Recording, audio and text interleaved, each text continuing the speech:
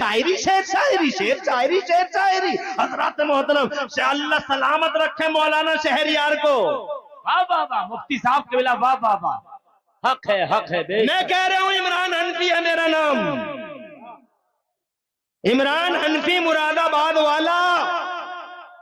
اللہ سلامت رکھے مولانا مفتی شہریار رضا کو. آمین آمین. بھرے مجمع میں مفتی شہریار رضا کو مبارکباد دیتا ہوں جس نے مجمع کی سنجیدگی کا قتل عام کیا اور مصطفیٰ جان رحمت کے اس نور بھرے منبر پر قوالیوں کی دھنیں دی اور گانوں کی طرزوں پر نعتیں پڑھی اور نعتوں کا مذاق اڑایا. مفتی شہریار رضا تمہیں اللہ لمبی عمر دے. اللہ کی قسم ضرورت ہے. ابے ان شعر شاعریوں سے خدا کی قسم زندگی نہیں ملنے والی ہے. زندگی ملے گی تو علماء کی تقریروں سے ملے گی. ماحول تو ان لوگوں نے خراب کیا گائیکار کی طرح اپنا ایکسٹرا باکس اور مشین لے کے چلتے ہیں اور ایسا ماحول بنتا ہے کہ لگے جلسہ ہوتے ہوتے قوالی ہو رہی ہے اور لوگ اسی کے دیوانے ہیں. ایک وضو کا مسئلہ آج تک سنا سکا؟ آپ لوگ کہاں ہیں؟ پاگل تو نہیں ہو گئے؟ مزاج بدلیے ورنہ پھر کچھ دنوں کے بعد پھر ایسی مشینیں آئیں گی کہ پھر لوگ سب کچھ بھول جائیں گے اور پھر ڈھولک بھی نہیں سمجھے. وہ الف کے بعد جو علی علی ہوتا ہے حالانکہ اصل لفظ ہے علی علی. عین کا مخرج نکالنا ہوگا. کیا حضرت؟ علی علی. اور کیا علی علی علی علی علی بس اس میں میوزک لگا دے گا قوالی ہو جائے گی اور لوگ اس کے پاگل بنے ہوئے ہیں. آج کل کی نعت کیا ہے وہ گانے بجانے کے طرز پہ لوگ نعت پڑھتے ہیں تو لوگوں کو عشق رسول تو کم آتا ہے, گانے کی طرف دھیان زیادہ چلا جاتا ہے. یہ ہمارے نئے چھوکرے جو بیٹھے رہتے ہیں بچے ہمارے, یہ بچے اسی دھن پہ نظر چلی جاتی ہے اور وہ ان کی کمر ہلنے لگتی ہے. پھر وہ رسول پاک سرکار کی محبت, مدینہ جانا, نماز پڑھنا, داڑھی رکھنا, حضور کی محبت میں آنسو بہانا کچھ نہیں, صرف مزہ لینا ہے. چونکہ یہ جو دھن ہے یہ دھن وہاں سے میل کھاتا ہے, بمبئی کی فلم انڈسٹریز سے کھل کھاتا ہے. تو اس کو بند کرنے کے لیے ان بچوں کو تقریر سنائیے. کیا شبیر برکاتی ساؤتھ افریقہ کا رہنے والا؟ تو میں آپ کو بتا دیتا ہوں یہ جھوٹ ہے. لوگوں کو گمراہ کیا جاتا ہے, اس شہر میں نام دیا جاتا ہے ساؤتھ افریقہ, لیکن سراسری غلط ہے. وہ انڈین ہے. گجرات کے اندر راجکوٹ ایک ضلع پڑتا ہے, اسی کے اندر ایک چھوٹا سا شہر ہے گونڈل, وہاں کا رہنے والا شبیر برکاتی, وہیں کی پیدائش ہے, وہیں کی ولادت ہے. اب آپ کو میں بتاؤں کہ یہ بندہ پڑھا لکھا ہے کیا؟ پڑھا لکھا نہیں ہے, اردو سے بھی واقف نہیں ہے. اب اردو جب ٹوٹی پھوٹی بولتا ہے نا تو لوگ کہتے ہیں ساؤتھ افریقہ کا اس لیے نہیں بولی جاتی. بھائی انڈین ہے اور پڑھا لکھا نہیں ہے. جیسے آپ کے گلی محلے میں میلاد خواہ ہوتے ہیں, وہ دیکھم دیکھ پڑھ لیتے ہیں, 2-4 کلام رٹ لیتے ہیں, ویسے ہی شبیر برکاتی بھی ہے. یہ اس کو بھی 4 یا 5 کلام سے زیادہ یاد نہیں ہے, اور یہ اس کے خود کے لکھے ہوئے نہیں ہیں, جو دوسرے شعراء نے پڑھے ہیں, جو دوسرے شعراء نے لکھے ہیں انہی کا یہ کلام پڑھتا ہے. لیکن اس کا پڑھنے کا جو انداز ہے وہ ڈی جے پر ہے, جس کے اندر دھمک ہوتی ہے, اس دھمک کو لوگ پسند کرتے ہیں. عوام کے اندر جو نوجوان طبقہ ہے جن کا ذہن میوزک کی طرف جاتا ہے وہ بس انجوائے کرتے ہیں, مزہ نہیں لیتے ہیں. اس لیے اس کے انداز کو علماء پسند نہیں کرتے, علماء اعتراض کرتے ہیں. وہی بات مفتی شہریار صاحب نے کہی اس پرانیہ کے جلسے میں جو کلام پڑھا گیا. آپ دیکھیے وہ انداز کیا تھا. اسی انداز پہ مفتی صاحب کو غصہ آیا تھا.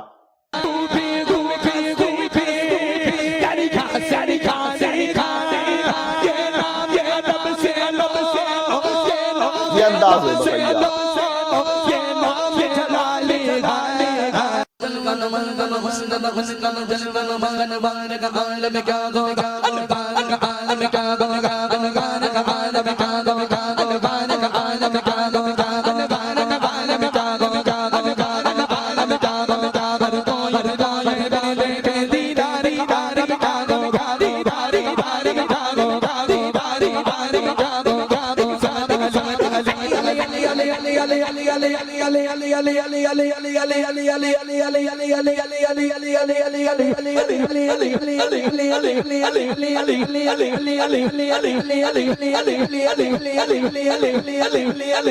بتائیے.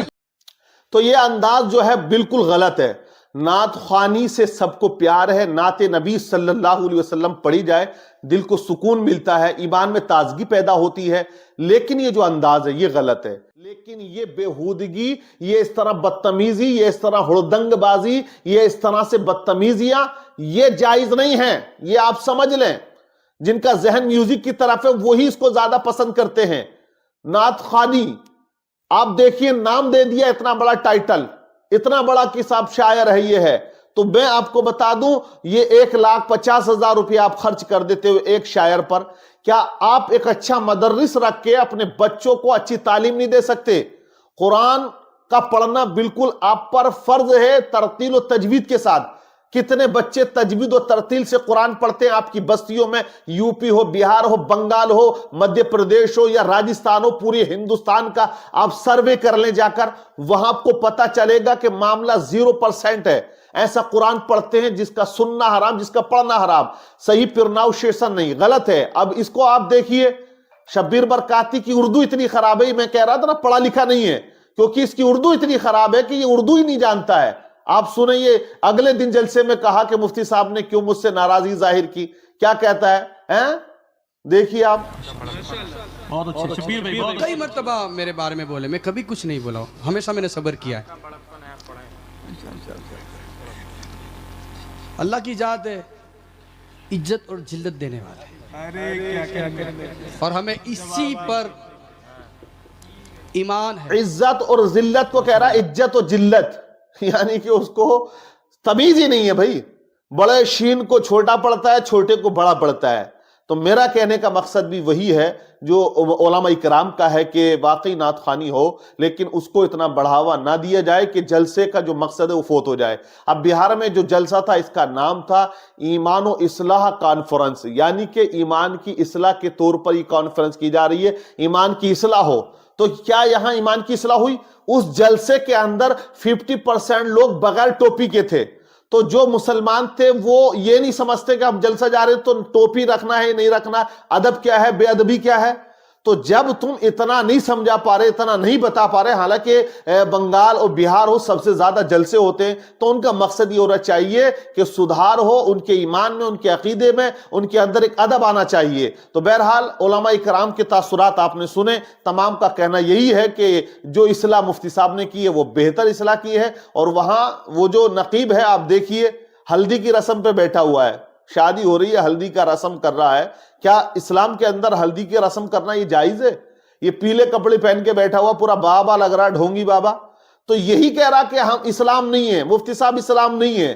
تو یہ جو ہم نے بڑھاوا دے دیا کچھ لوگوں کو، اور وہ ان کی چرب زبانی کی بنیاد پر، علمی لیاقت نہیں ہے، ایسے لوگوں کو بڑھاوا نہ دیں، صحیح لوگوں کو اسٹیج پر بھی لائیں، صحیح بات لوگوں تک پہنچائیں۔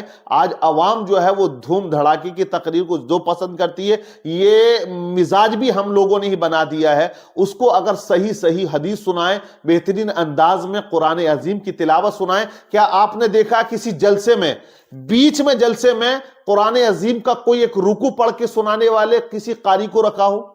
میں سوال کرتا ہوں آپ لوگوں سے، بتا دیجئے مجھے آپ، پورے ہندوستان کے جلسوں کو ریکارڈ اٹھا کر دیکھ لیں آپ، نعت خوانی بھی ہے، تقریر بھی ہے، تمام چیزیں ہیں، لیکن کسی بھی کانفرنس یا جلسے میں کسی مشاق قاری کو بلا کر جو بہترین انداز میں ایک عربی لہجے کے انداز میں خوبصورت انداز میں ایک رکوع قرآن پاک کا پڑھ کے سنائے بیچ میں، تاکہ لوگوں کے دلوں کو سکون ملے اور وہ قرآن کی طرف مائل ہوں کہ یہ قرآن ہے۔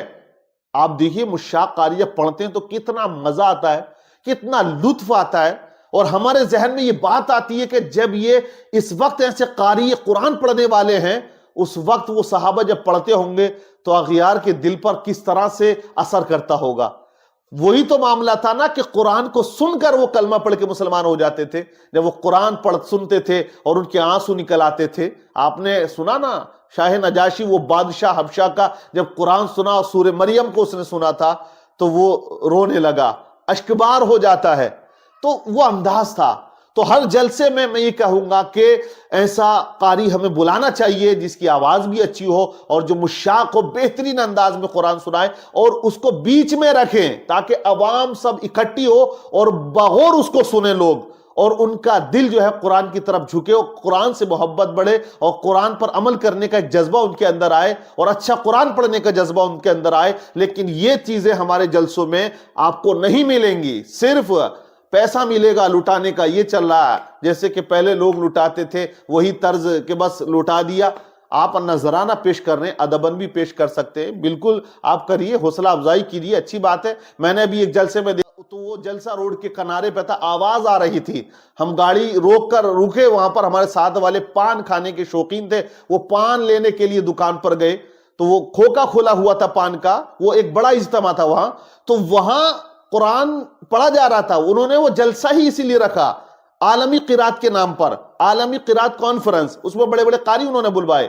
اب وہ قاری صاحب پڑھ لیتے، بڑا دل لگ رہا تھا بہترین انداز میں. پھر وہ قرآن، اب جب انہوں نے اپنی قرات کو مکمل کر لیا تو انعام دینے والوں کا انداز دیکھیے. 10,000 روپے ایک سیٹ نے دیے خوش ہو کر کہ فلاں صاحب یہ 10,000 روپے ہدیہ پیش کر رہے، خوش ہو کر جب انہوں نے قرآن پڑھا ہے تو اس سے خوش ہوئے. کسی نے 5، کسی نے کچھ، تو غالباً 50,000 روپے ان پر یوں انعام آ گیا.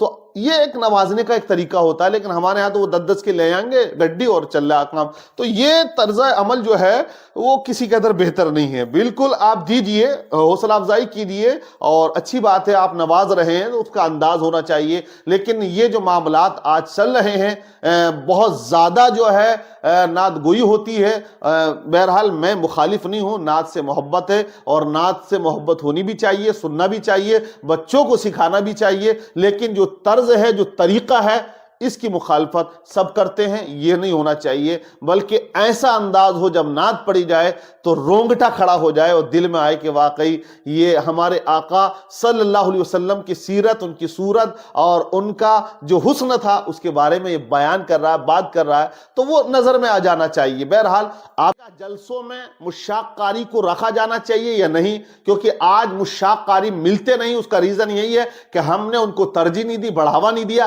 جب ہم ترجیح دیں گے، بڑھاوا دیں گے، تو مجھے امید یہ ہے کہ ایسے ہمارے نوجوان، ان کے اندر یہ جذبہ پیدا ہوگا کہ وہ بہت شاندار قرآن پڑھنے کی کوشش کریں گے اور مشاق قاری ہمارے سماج کے اندر، ہماری قوم کے اندر پیدا ہو جائیں گے. کیا رکھنا چاہیے جلسے میں ضرور یا نہیں، یہ آپ ضرور بتائیے گا کومنٹس کر کے، اور اس بات کو دوسروں تک ضرور شیئر کیجیے.